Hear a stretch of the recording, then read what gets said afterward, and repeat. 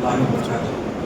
الحمد لله رب العالمين والصلاة والسلام على رسوله الأمين وعلى آله وصحبه أجمعين. أما بعد فأعوذ بالله من الشيطان الرجيم. بسم الله الرحمن الرحيم. وكذلك نري إبراهيم ملكوت السماوات والأرض وليكون من الموقنين. وقال عز وجل لنريك من آياتنا الكبرى. رب اشرح لي صدري ويسر لي أمري واحلل عقدة من لساني يفقهوا قولي. رب يسر ولا تعسر وتمم بالخير. اللهم رب زدني علما. معزز حاضرین، یہ 53rd پارٹ ہے سیرت النبی کا. سیرت النبی یہ ایک ایسا موضوع ہے جس کے ساتھ ہر مسلمان کو ہمیشہ جڑے رہنا چاہیے تاکہ نبی کریم صلی اللہ علیہ وسلم کی پوری زندگی ہمیں ازبر ہو اور ساتھ ہی ساتھ اس زندگی کو اپنے لیے آئیڈیل اور نمونہ بنا کر ہم اپنی زندگی گزار سکیں. کیونکہ ہر موڑ پر ہر شخص کے لیے ہر کیفیت اور حالت میں اللہ کے نبی صلی اللہ علیہ وسلم ہمارے لیے نمونہ ہے، اسوہ ہے. اسی کو پیش نظر رکھتے ہوئے ہر منگل بعد نماز عشاء یہ درس رکھا گیا ہے جو الحمدللہ بلا ناغہ ہر منگل کو یہ درس مختصر 20 یا 25 منٹ کا ہوتا ہے، جس کے اندر ہم الرحیق المختوم علامہ صفی الرحمن مبارک پوری رحمہ اللہ کی مایہ ناز کتاب اور انعام یافتہ کتاب کا مختصر پیراگراف ایسی طرح سے کچھ صفحات ہم پڑھتے ہیں. پچھلے درس میں آخر میں بات چل رہی تھی اسراء اور معراج کے سلسلے میں. اسراء اور معراج کا معنی بتایا گیا کہ اسراء یہ نبی کریم صلی اللہ علیہ وسلم کو بیت اللہ الحرام سے لے کر بیت المقدس مسجد اقصی لے جایا گیا تو اس کو اسراء کہا جاتا ہے. اور پھر بیت المقدس میں انبیاء کرام کی امامت کے بعد آپ کو آسمانوں کی سیر کرائی گئی اور باقاعدہ جنت اور جہنم کے مناظر بھی دکھائے گئے. اس چیز کو معراج کہا جاتا ہے. اور یہ بھی بتایا گیا اسراء اور معراج جب ایک ساتھ کہا جائے تو یہ فرق سامنے ہوگا، اور اگر صرف اسراء کہا جائے یا صرف معراج کہا جائے تو یہ پورے سفر کو شامل ہوگا. اس کے بعد یہ بات بتائی گئی تھی کہ اسراء اور معراج نبی کریم صلی اللہ علیہ وسلم کو کب کرائی گئی. اہل سیر اور سیرت نگاروں نے اس سلسلے میں مختلف اقوال پیش کیے ہیں. یہاں علامہ مبارک پوری رحمہ اللہ نے 6 اقوال پیش کیے تھے جو آپ صلی اللہ علیہ وسلم کی نبوت کے سال سے لے کر ہجرت کے سال تک یعنی 13 سال کے درمیان یہ 6 اقوال ہیں. لیکن صحیح بات اور درست بات یہی ہے، انالائسس کرنے کے بعد یہ بتایا گیا کہ جو ترجیح صورت ہوتی ہے، جس قول کو ریفر کیا جاتا ہے اور جس قول پر اعتبار کیا جاتا ہے وہ ہے کہ نبی کریم صلی اللہ علیہ وسلم کو معراج آخری وقت میں بالکل مکے کے آخری دور میں کرایا گیا تھا، اور ان میں سے 10ویں نبوت یا 11ویں نبوت کی شروعات میں اس کو زیادہ اعتبار یا زیادہ ترجیح دی جاتی ہے. جب خدیجہ رضی اللہ عنہ کا انتقال ہو گیا، ابو طالب کا بھی انتقال ہو گیا، اس کے بعد نبی کریم صلی اللہ علیہ وسلم کو تسلی کے لیے اور باقاعدہ آپ کو تحفہ دینے کے لیے اور امت کے لیے ایک بہترین گفٹ کے لیے اللہ رب العالمین نے آسمانوں کی سیر کرائی تھی. اسی طرح سے اس معراج اور اسراء کی جو کیفیت اور جو تفصیلات بیان کی گئی ہیں وہ مؤلف رحمہ اللہ نے مختصر طور پر پیش کیا ہے. زاد المعاد یہ علامہ ابن قیم رحمہ اللہ کی بہت ہی بہترین کتاب ہے جس کے اندر سیرت پر بہت ہی بہترین روشنی اور عمدہ روشنی ڈالی گئی ہے. اسی کو سامنے رکھ کر اور اسی کو بیس بنا کر کے مؤلف رحمہ اللہ نے یہ مختصر تفصیل ذکر کی ہے. وہ کیا ہے؟ کہتے ہیں سب سے پہلے صحیح قول کے مطابق رسول اللہ صلی اللہ علیہ وسلم کو جو معراج کرائی گئی وہ جسم مبارک سمیت براق پر سوار کر کے باقاعدہ حضرت جبرائیل علیہ السلام کے ساتھ مسجد حرام سے بیت المقدس تک سیر کرائی گئی. پھر وہاں باقاعدہ آپ نے نزول فرمایا اور پھر انبیاء کرام کی امامت فرمائی، نماز پڑھائی اور براق کو مسجد کے دروازے کے حلقے سے باندھ دیا. یہ اصل میں ان باتوں کی تردید ہے یا ان لوگوں کی تردید ہے جو کہتے ہیں کہ نبی کریم صلی اللہ علیہ وسلم کو خواب میں معراج کرائی گئی، خواب میں مناظر دکھائے گئے، جبکہ یہ کوئی کمال کی بات نہیں ہے اور نہ کوئی معجزہ ہو سکتا ہے، کیونکہ خواب کے اندر انسان بہت ایسی ساری چیزیں دیکھ لیتا ہے جو ریئل لائف میں، یہ جو اصلی زندگی ہے اس میں وہ چیزیں ممکن نہیں۔ تو جو ناممکن ہو وہ نبی کے ساتھ یا رسول کے ساتھ ہوتا ہے، اسی کو معجزہ کہا جاتا ہے کہ رات کے ایک حصے میں، مختصر حصے میں باقاعدہ آپ کا بیت اللہ الحرام سے مکے سے بیت المقدس مسجد اقصیٰ جانا، اور اسی رات کے تھوڑے سے حصے میں وہاں سے آسمانوں کی سیر، آسمانوں کے درمیان جاتے ہوئے باقاعدہ انبیاء کرام سے گفتگو، اور جنت، اس کے اوپر جا کر جنت و جہنم کے مناظر دیکھ لینا، یہ اصل معجزہ ہے۔ چنانچہ وہاں براق کی سواری، اور براق کی تفصیل جیسا کہ پچھلے درس میں بتایا گیا تھا کہ جہاں پر نظر ہوتی آخری حد نگاہ تھا، حد نگاہ وہ قدم رکھتا، وہ اس طرح سے سواری تھی۔ تو وہاں پر مسجد کے دروازے کے حلقے سے باندھ دیا اور باقاعدہ امامت کرائی، اور امامت کرانے کے بعد تمام انبیاء کرام کو نماز پڑھانے کے بعد وہاں سے اسی رات آپ بیت المقدس سے آسمانی دنیا کی طرف آپ کو لے جایا گیا۔ آسمانی دنیا کیا ہے؟ آسمان دنیا یہ کہا جاتا ہے، دنیا کا معنی ہوتا قریب، اور آسمان کا معنی اس کا آسمان۔ آسمانی دنیا یہ بار بار آپ لوگ درس میں، خطبوں میں سنتے ہیں، تو بعض لوگ یہ سمجھتے ہیں دنیا کے اندر جو آسمان ہے جو دکھتا ہے وہ نہیں ہے، یہ تو بادل ہے جو دکھتا ہے۔ آسمان جو سب سے قریب ہے، پہلا آسمان جس کو کہہ سکتے ہیں، یا عرش کی طرف سے اگر دیکھیں تو آخری آسمان جو یہ دنیا سے، ارتھ سے جو لگا ہوا ہے، قریب ہے، اس کو کہتے ہیں آسمان دنیا۔ اور اس کا بار بار ذکر آتا ہے، خصوصاً لیلۃ القدر میں بھی اس کی بات آتی، اس کا ذکر آتا ہے کہ اللہ رب العالمین آسمان دنیا کی طرف نزول ہوتا ہے۔ یہ اسی طرح سے ہر رات آخری پہر میں، بالکل تہجد کے وقت، اللہ رب العالمین نازل ہو کر، نزول فرما کر کہتا ہے کہ ہے کوئی مانگنے والا میں دوں، کوئی سوال کرنے والا میں سوال کو پورا کروں، کوئی ہے مجھ سے مغفرت طلب کرنے والا میں اس کی بخشش کر دوں۔ یہ تمام باتیں ہوتی ہیں، تو آسمان دنیا وہ ہے۔ تو چنانچہ آسمان دنیا کی طرف لے گیا گیا، فرسٹ آسمان۔ اس کے بعد حضرت جبرائیل علیہ السلام نے دروازہ کھلوایا۔ اس کے بعد آپ صلی اللہ علیہ وسلم کے لیے دروازہ کھولا گیا، باقاعدہ پوچھا گیا کون ہے، تو کہا اللہ کے نبی ہیں، آخری نبی۔ کہا گیا کیا بلایا گیا ہے، مدعو ہیں، کہا گیا ہاں۔ تو آپ صلی اللہ علیہ وسلم نے وہاں انسانوں کے والد ابو الانسان حضرت آدم علیہ السلام کو دیکھا۔ انہوں نے جیسے دیکھا سلام کیا، اللہ کے نبی صلی اللہ علیہ وسلم نے سلام کیا، انہوں نے جواب دیا اور آپ کو کہا مرحبا بکم، آپ کے لیے آنا مبارک ہو، خوش آمدید، ویلکم۔ اس کے بعد سلام کا جواب دینے کے بعد آپ صلی اللہ علیہ وسلم کی نبوت کا اقرار بھی کیا کہ ہاں نبی ہیں، اللہ کے رسول صلی اللہ علیہ وسلم نے بھی، اور اس کا ذکر قرآن میں بھی ہے کہ تمام نبیوں نے آپ کی نبوت کا اقرار کیا ہے، تو یہاں پر نبوت کا اقرار کیا۔ اس کے بعد اللہ نے آپ کو انہیں دانی جانب جو روحیں تھیں، جو سعادت مند روحیں تھیں، ان کا دیدار اللہ کے نبی صلی اللہ علیہ وسلم نے کیا۔ اور اسی طرح سے بائیں جانب لیفٹ سائڈ جو بدبخت روحیں تھیں، جو بدعمالیوں میں ملوث تھے، ان کی روحوں کا اللہ کے نبی صلی اللہ علیہ وسلم نے دیدار کیا۔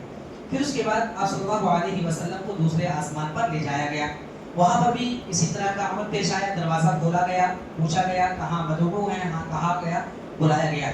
وہاں صلی اللہ علیہ وسلم نے دو انبیاء کرام کو، یا دو انبیاء کرام کو دیکھا، یحییٰ بن زکریا، یحییٰ علیہ السلام کو، اور اسی طرح سے عیسیٰ علیہ السلام کو دیکھا۔ دونوں سے ملاقات ہوئی دوسرے آسمان پر، اور اس کے بعد سلام و کلام کے بعد دونوں نے سلام کا جواب دیا، مبارکبادی پیش کی، اور آپ کی نبوت کا دونوں نے اقرار کیا۔ اور اس کے بعد پھر تیسرے آسمان کی طرف چلے گئے۔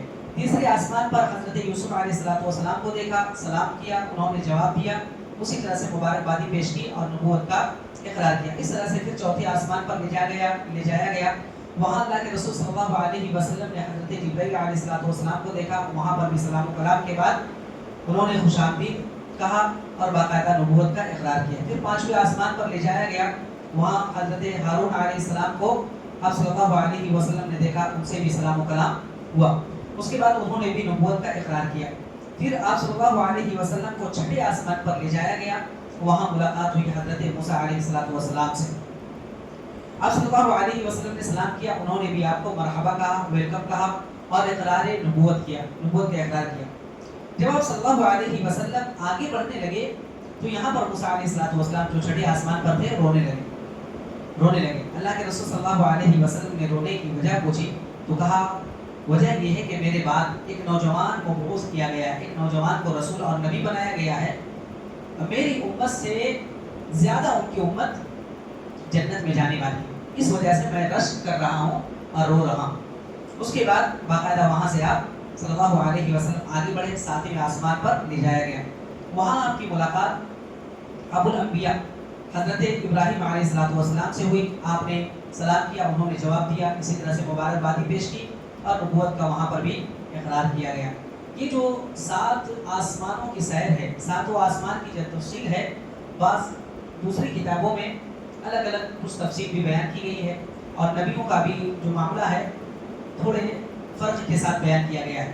لیکن البتہ نبیوں سے ملاقات ہوئی, ان رسولوں سے باقاعدہ ہم کلام ہوئے اللہ کے رسول صلی اللہ علیہ وسلم, اور سب نے نبوت کا اقرار کیا اور سب نے آپ کو خوش آمدید کہا. اس میں کوئی فرق نہیں ہے, البتہ کچھ تفصیلات میں فرق ہے. تو تفصیل کی ہمیں تفصیل میں اگر فرق بھی ہو کوئی فرق اس سے نہیں پڑتا, البتہ آسمانوں کی سیر آپ کو کرائی گئی. اس کے بعد سدرۃ المنتہا لے جایا گیا. سدرۃ المنتہا یعنی آسمان پر 7ویں آسمان کے اوپر اللہ, یہ ایک درخت ہے جس کی تفصیل حدیثوں میں کچھ آئی ہوئی. پھر آپ صلی اللہ علیہ وسلم نے وہی بیت معمور کو آپ صلی اللہ علیہ وسلم کے لیے ظاہر کیا گیا ہے. بیت معمور کیا ہے؟ بیت کے معنی گھر, معمور کا معنی آباد. وہ کیا ہے؟ بالکل کعبے کے سیدھے اوپر ایک ایسا گھر ہے جس کے اندر فرشتے جمع ہوتے ہیں, اور وہ بیت معمور اس لیے اس کو کہا جاتا ہے کہ وہاں پر ہمیشہ فرشتوں کی لائن لگی رہتی ہے, اور آتے ہیں اللہ کی عبادت کرتے ہیں اور پھر وہ فرشتے چلے جاتے ہیں. یہاں تک کہ قیامت تک جو فرشتے آ چکے ہیں ان کی کبھی باری نہیں آئی. فرشتوں کی تعداد اتنی ہے اس لیے اس کو بیت معمور کہا جاتا ہے. ہمیشہ فرشتوں کے سجدے اور فرشتوں کی عبادت سے یا فرشتوں سے وہ گھر معمور ہوتا ہے, بھرا رہتا ہے. پھر اس کے بعد اللہ کے نبی صلی اللہ علیہ وسلم کو اللہ کے دربار میں لے جایا گیا, دربار الہی میں, اور بالکل قریب ہو گئے. کتنے قریب ہو گئے؟ بالکل قریب ہو گئے, کم فاصلہ رہ گئے. لیکن کوئی پردہ تھا. اس وقت اللہ رب العالمین نے اپنے بندے پر وحی فرمائی, ثم دنا فتدلى فكان قاب قوسين او ادنى فاوحى الى عبده ما اوحى. یہ سورہ نجم کی آیت بھی ہے. بہرحال تھوڑا اختلاف ہے اس میں, لیکن یہ ہے کہ اللہ کے رسول صلی اللہ علیہ وسلم بہت ہی قریب ہوئے. وہاں سے باقاعدہ ہم کلام ہوئے, پردے کے آڑ سے آپ صلی اللہ علیہ وسلم نے اللہ رب العالمین سے ڈائریکٹ گفتگو کے بلا واسطہ. اس سے پہلے جو گفتگو ہوتی تھی وہ حضرت جبرائیل علیہ السلام کے ذریعے سے ہوتی تھی. کبھی خواب میں ہوتا تھا, کبھی آپ بیداری کی حالت میں ہوتے تھے. جو وحی کے سلسلے میں 6 اقوال 6 طریقے گزرے تھے کہ اللہ کے نبی صلی اللہ علیہ وسلم پر 6-7 طریقوں سے وحی آتی تھی. اللہ پیغام ڈال دیتا تھا آپ صلی اللہ علیہ وسلم کے سینے میں, یا تو ڈائریکٹ, یا تو جبرائیل علیہ السلام کے ذریعے, یا کسی شخص کے ذریعے, یا جبرائیل علیہ السلام کبھی کسی شخص اور کسی فرد کی شکل میں آتے تھے. لیکن یہاں پر ڈائریکٹ گفتگو کا اللہ رب العالمین نے شرف بخشا, اور وہیں پر 50 وقت کی نمازیں فرض ہوئی. کتنے وقت کی نماز فرض ہوئی؟ 50 وقت کی نمازیں فرض ہوئی. یہ تحفہ تحائف لے کر کے آپ صلی اللہ علیہ وسلم آ رہے تھے. اب نمازوں کی بات ہو رہی ہے, اس کے بعد کچھ جنت و جہنم کی کے مناظر جو دکھائے گئے وہ بھی ذکر آئے گا. بہرحال وہاں پر جو گفتگو ہوئی, گفتگو میں بہت ساری گفتگو ہوئی, ان میں سے 50 نمازیں اللہ رب العالمین نے تحفے کے طور پر دیا. واپس ہونے لگے, یہاں تک کہ موسیٰ علیہ السلام کس آسمان پر تھے؟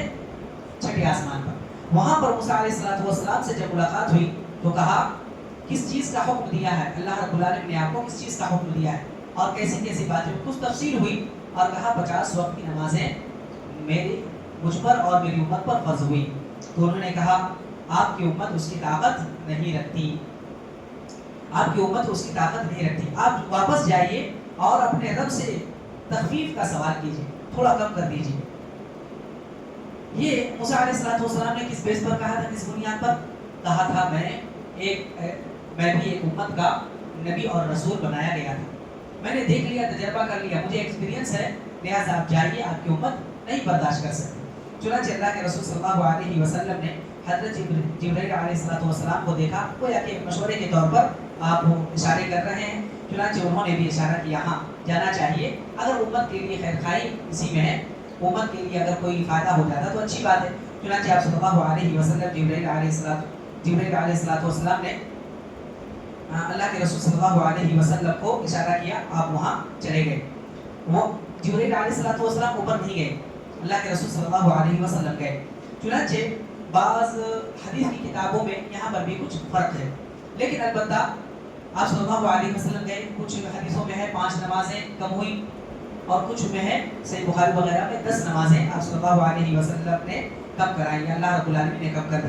اس کے بعد آپ نیچے آئے، پھر موسیٰ علیہ السلام سے ملاقات ہوئی تو انہوں نے خبر دی کہ 10 نمازوں کی تخفیف ہو گئی، 40 نمازیں. تو اس طرح سے موسیٰ علیہ السلام نے کہا نہیں آپ جائیے اور کم کیجیے، آپ کی امت اس کی طاقت نہیں رکھتی. چنانچہ موسیٰ علیہ السلام کے کہنے پر پھر گئے، اللہ کے رسول صلی اللہ علیہ وسلم پھر نمازیں کم کی گئی، 10 نمازیں اور کم کی گئی. اس طرح سے بار بار آپ گئے اور تخفیف کا سوال کرتے رہے، یہاں تک کہ 5 نمازیں بچ گئیں. پھر موسیٰ علیہ السلام کے پاس آئے، موسیٰ علیہ السلام نے کہا اور اب تخفیف کا سوال کیجیے. تو اللہ کے رسول صلی اللہ علیہ وسلم نے کہا میں اتنی مرتبہ اپنے رب سے تخفیف کا سوال کر چکا ہوں، کم کرا چکا ہوں کہ مجھے اب شرم محسوس ہو رہی ہے.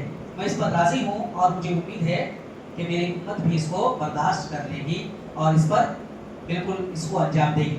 پھر آپ صلی اللہ علیہ وسلم اس کے بعد ابن قیم رحمہ اللہ نے اس بارے میں تھوڑا اختلاف کیا. وہاں جو بات ہو رہی تھی اللہ رب العالمین سے جو ہم کلام ہو رہے تھے، یہاں پر اللہ ابن قیم رحمہ اللہ نے کچھ تفصیل پیش کیا اور کچھ اختلافی بات بھی بیان کی. یعنی علماء کے درمیان جو اختلاف ہے وہ یہ ہے کہ ڈائریکٹ اللہ رب العالمین سے جو کلام ہوا اس پر تو کوئی کلام نہیں ہے، کوئی اختلاف نہیں. لیکن کیا اللہ رب العالمین کو دیکھا ہے؟ اللہ رب العالمین کو دیکھا ہے تو اس سلسلے میں کئی اقوال ہیں. ایک تو یہ ہے اور وہی راجح ہے کہ اللہ رب العالمین کو دیکھا نہیں، اللہ رب العالمین سے ہم کلام ہوئے لیکن دیکھا نہیں. دوسرا قول ہے کہ اللہ رب العالمین کو دل کی آنکھ سے دیکھا ہے، دل کی آنکھ سے دیکھا ہے. تیسرا قول ہے باقاعدہ اپنی آنکھوں سے، جو انسانی آنکھ ہے یعنی سر پر جو آنکھیں، اسی تفسیر علماء نے بیان کی ہے، اپنے سر کی آنکھوں سے دیکھا ہے، جو کہ درست نہیں ہے. چنانچہ یہاں پر تحقیق پیش کی ہے علامہ ابن قیم رحمہ اللہ نے. تمام کا خلاصہ کلام یہ ہے کہ آنکھ سے دیکھنے کا سرے سے کوئی ثبوت نہیں. اگر اخبار دیکھتے ہیں تو کچھ حدیثیں ہیں لیکن وہ حدیثیں یا تو موضوع ہیں یا تو ضعیف ہیں. اسی طرح سے اس سلسلے میں کسی صحابی کا صحیح قول ثابت نہیں. کسی صحابی نے بھی یہ نہیں کہا کہ اللہ کے رسول صلی اللہ علیہ وسلم نے دیکھا ہے. ابن قیم سے مطلقاً دیکھنے اور دل سے دیکھنے کے 2 قول منقول ہیں. کہا ہے کہ مطلق آپ صلی اللہ علیہ وسلم دیکھا، صرف یہ کہا، یہ نہیں کہا کہ کیسا دیکھا. اور ایک قول ہے کہ دل کی آنکھوں سے دیکھا ہے. لہٰذا علماء نے ترجیح اس بات کو دی ہے کہ اگر حضرت عبداللہ بن عباس رضی اللہ عنہما نے کہا ہے دیکھا ہے، ایک جگہ کہا صرف دیکھا ہے، تو اس سے مراد یہی ہے کہ دل کی آنکھ سے دیکھا ہے. اور دل کی آنکھ سے دیکھنا کوئی عجیب بات نہیں. چنانچہ علامہ ابن قیم رحمہ اللہ نے سورۃ النجم کی انہی آیات جو میں نے شروع میں پیش کیا، وَالنَّجْمِ إِذَا هَوَىٰ مَا ضَلَّ صَاحِبُكُمْ وَمَا غَوَىٰ وَمَا يَنطِقُ عَنِ الْهَوَىٰ إِنْ هُوَ إِلَّا وَحْيٌ يُوحَىٰ عَلَّمَهُ شَدِيدُ الْقُوَىٰ ذُو مِرَّةٍ فَاسْتَوَىٰ وَهُوَ بِالْأُفُقِ الْأَعْلَىٰ ثُمَّ دَنَا فَتَدَلَّىٰ فَكَانَ قَابَ قَوْسَيْنِ أَوْ أَدْنَىٰ. یہاں پر پیش کیا ہے اور اس میں 2 چیزیں ہیں. ایک تو یہ کہ جبرائیل علیہ السلام سے قریب ہوئے تھے. جب اس سے پہلے بات آئی تھی جب اللہ رب العالمین نے دوبارہ وحی کی تو اللہ کے نبی صلی اللہ علیہ وسلم جا رہے تھے اور دیکھا کہ جبرائیل علیہ السلام ہے بالکل قریب آ گئے، یہاں تک کہ اللہ کے رسول صلی اللہ علیہ وسلم نے سر جھکا لیا. یاد ہے نا؟ تو وہی اسی کا ذکر ہے ثم دنا فتدلّىٰ کہ جبرائیل علیہ السلام بالکل قریب ہو گئے تھے. اور یہاں پر علامہ ابن قیم رحمہ اللہ نے کہا ہے کہ اس آیت کریمہ میں اس واقعے کا کوئی ذکر ہے ہی نہیں، لہٰذا اس کو اس سے مراد نہ لیا جائے. جس کی قربت کا ذکر ہے اس سے مراد حضرت جبرائیل علیہ السلام ہے اور حضرت عائشہ رضی اللہ عنہ اور اسی طرح سے حضرت عبداللہ بن مسعود رضی اللہ عنہ نے یہ فرمایا ہے. اور کہتے ہیں کہ سیاق بھی اگر اس پوری صورت کو اگر ہم دیکھیں کانٹیکسٹ کو دیکھیں تو اس سے یہی بات معلوم ہوتی ہے کہ جبرائیل علیہ السلام سے قریب ہوئے تھے اللہ کے رسول صلی اللہ علیہ وسلم. اللہ رب العالمین کو وہاں پر نہیں دیکھا اپنی آنکھوں سے، اور یہ ممکن بھی نہیں کیونکہ قرآن میں اللہ رب العالمین نے موسیٰ علیہ السلام سے یہی کہا کہ آپ نہیں دیکھ سکتے. آپ تجلی اگر دیکھ سکتے ہو تو دیکھو. پہاڑ بھی وہ ٹھہر نہیں پایا تھا. تو یہی ہے کہ یہ دنیا کی آنکھ سے نہیں دیکھ سکتے. ہاں انشاءاللہ العزیز ہر موحد کو، ہر توحید والے کو، ہر ایمان والے کو اللہ رب العالمین جب جنت میں سب سے بڑی نعمت جو ہوگی وہ اللہ کا دیدار ہوگا. چنانچہ وہاں پر بھی جو اللہ کے رسول صلی اللہ علیہ وسلم معراج کے سفر پر گئے وہاں پر بھی شق صدر یعنی سینہ چاک کرنے کا وہاں پر بھی واقعہ پیش آیا تھا. اسی طرح سے اللہ کے رسول صلی اللہ علیہ وسلم کو کئی چیزیں وہاں پر دکھلائی گئی تھی. اسی طرح سے آپ صلی اللہ علیہ وسلم کے پاس دودھ اور شراب بھی پیش کیے گئے تھے. دونوں چیزیں پیش کی گئی تھی. اللہ رب العالمین اللہ کے رسول صلی اللہ علیہ وسلم نے دودھ اختیار کیا تھا. اس پر اللہ رب العالمین نے کہا تھا آپ نے فطرت کو پا لیا ہے، فطرت کا آپ نے انتخاب کیا ہے. اگر آپ شراب کو انتخاب کر لیتے، شراب اگر چوز کر لیتے تو کیا ہوتا؟ آپ کی امت گمراہ ہو جاتی. چنانچہ آپ صلی اللہ علیہ وسلم نے جنت میں 4 نہریں بھی دیکھی، 2 ظاہری تھی 2 باطنی تھی. ظاہری نہریں جو تھی نیل اور فرات ہے، نیل اور فرات ہے. یعنی اس کا مطلب یہ ہے کہ آپ صلی اللہ علیہ وسلم کی رسالت نیل اور فرات کی شاداب وادیوں کو اپنا وطن بنائے گی. یعنی یہاں کے باشندے بار ہمیشہ مسلمان رہیں گے، ایک جنریشن کے بعد دوسری جنریشن اسی طرح سے بار بار ایمان لیتی آئے گی. اسی طرح سے آپ صلی اللہ علیہ وسلم نے مالک کو دیکھا. مالک کون ہے؟ داروغہ جہنم. ٹھیک ہے، جن نبیوں کے یہ جن فرشتوں کے نام آتے ہیں ان میں سے جبرائیل علیہ السلام، میکائیل علیہ السلام، اسرائیل علیہ السلام، اسرافیل علیہ السلام ہے. اسی طرح سے مالک بھی ہے. مالک بھی ایک نام ہے اور وہ کس کا نام ہے؟ جنت کے داروغہ کا نام ہے. وہ ہنستا نہیں تھا، نہ اس کے چہرے پر کبھی خوشی ہوتی تھی. آپ صلی اللہ علیہ وسلم نے جنت اور جہنم کے کچھ مناظر بھی دیکھے تھے. ان مناظر کے انشاءاللہ العزیز اگلے درس میں کچھ باتیں انشاءاللہ ذکر کی جائیں گی جن کو اللہ کے رسول صلی اللہ علیہ وسلم کو دکھایا گیا تھا. چنانچہ یہ چند چیزیں یا چند نشانات، اور اس کے بعد باقاعدہ جب اللہ کے رسول صلی اللہ علیہ وسلم معراج کے سفر سے واپس آئے تو کیا کچھ ہوا تھا انشاءاللہ العزیز وہ ساری تفصیلات اگلے درس میں بیان کی جائیں گی. اللہ تعالیٰ سے دعا ہے رب کریم ہم تمام لوگوں کو ان چیزوں پر مکمل طور پر یقین رکھنے کی توفیق عطا فرمائے، اور جو اللہ رب العالمین نے ہمارے لیے نبی کریم صلی اللہ علیہ وسلم کے ہاتھ سے تحفہ بھیجا ہے اس تحفے کی مکمل طور پر حفاظت کرنے اور اس پر تا زندگی کاربند رہنے کی ہمیں توفیق دے. آمین یا رب العالمین. سبحانک اللہم و بحمدک، اشہد ان لا الہ الا انت، استغفرک و اتوب الیک. وصلی اللہ علی نبی الکریم. السلام علیکم ورحمۃ اللہ وبرکاتہ.